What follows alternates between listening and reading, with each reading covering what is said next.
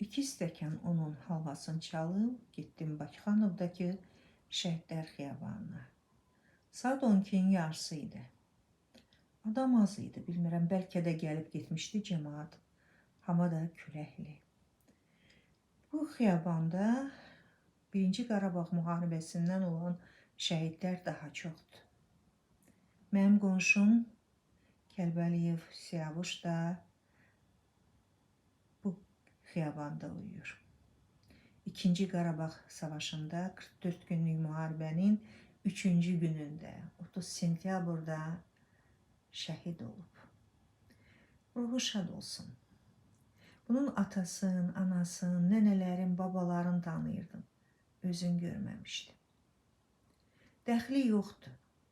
İstər 1-ci, istər 2-ci müharibədə, istər adi günlərimizdə, ateşkəs dövründə şəhid olmuşlar. Hamısı elimizin oğludular. Amma qəbirstanlığa gələnlər, ziyarət edənlərin sayı o qədər də çox deyildi. Bəlkə də küləkli hava ilə bağlıdır, bilmirəm. Məncə bu günün adın Milli Vəhdət günü qoymaq lazımdır. Milli Vəhdət. Və günə uyğun əhvalda olmağı bacarmalıyıq.